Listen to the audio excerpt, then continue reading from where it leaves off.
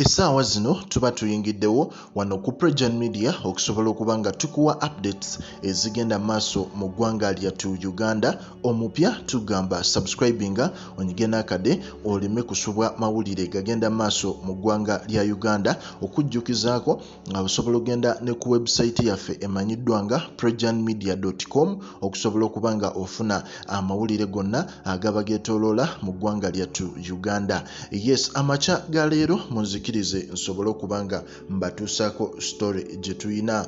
Essaawa zino omukyala amanyiddwa nga Shamim Malende ng'ono lawyer wa National Unity Platform ate nga ye woman MP ow'e Kampala. Omukyala ono abadde agenda wali e Masaka okusobola okuba nga awulira emisango gya Ssegirinya n'omukulu Allan SEWANYANA okusobola okuba nga at least bateekawo embeera y'okuba nti baweebwa bail olw'embeera omukulu Ssegirinya gy'alimu. Naye omukyala ono ng'agenda, omukyala ono Shamim Malende kigambibwa okuba nti abantu abatategeerekeka oba abatamanyiddwa bavuddeyo ne basobola okuba nga bamusalako bubi nnyo.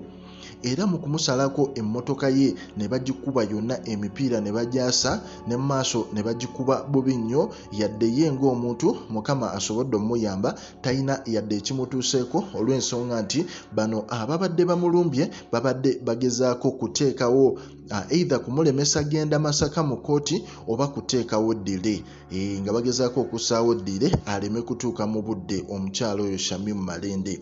Era avuddeyo n'agamba nti I have been attacked by unknown people on my way to Masaka court for the bail application of Honorable Ssegirinya Muhammad and Honorable Allan Ssewanyana, and my tyres have been deflated.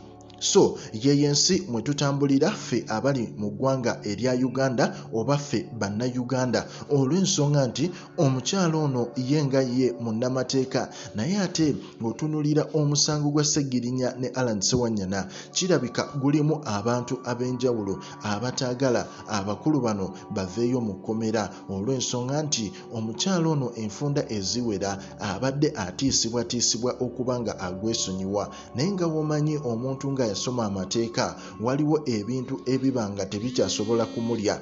So ku Prejani Media kugamba bugambi gwe yonna gy'osinziira likinga commentinga mwattu era osubscribinge.